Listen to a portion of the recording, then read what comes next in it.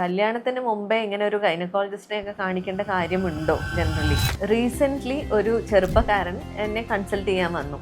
ആള് സിമൻ അനാലിസിസ് ചെയ്തിട്ട് ഡോക്ടർ ഒന്നത് നോക്കിയിട്ട് ഒരു അഭിപ്രായം പറയോ, എന്തെങ്കിലും കുഴപ്പമുണ്ടോ, കാരണം എൻ്റെ കല്യാണം നിശ്ചയിച്ചിരിക്കുകയാണ്, അപ്പോൾ പ്രശ്നങ്ങളൊന്നും ഇല്ലല്ലോ, നോക്കാൻ വന്നതാണെന്ന് പറഞ്ഞു. അപ്പം ഞാനും അത്ഭുതപ്പെട്ടു. ഇപ്പോൾ കല്യാണത്തിന് മുമ്പേ എല്ലാവരും ഇങ്ങനെയൊന്നും ചെയ്യില്ലല്ലോ, അപ്പോൾ എന്താ അങ്ങനെ പെർട്ടിക്കുലറായിട്ട് എന്തെങ്കിലും നോക്കാൻ വല്ല റീസണും ഉണ്ടോ ചോദിച്ചപ്പോൾ ആൾ പറഞ്ഞു, എനിക്ക് മുമ്പ് ഹൈഡ്രോസീലിന് ഒരു സർജറി കഴിഞ്ഞിട്ടുണ്ട്, അപ്പം ഇനി ആ സർജറിയുടെ ഫലമായിട്ട് എന്തെങ്കിലും ഇതിൽ വല്ല പ്രശ്നങ്ങളും ഉണ്ടെങ്കിൽ അത് കല്യാണത്തിന് മുമ്പേ അറിഞ്ഞാൽ നല്ലതല്ലേ എന്ന് വിചാരിച്ചിട്ടാണ്.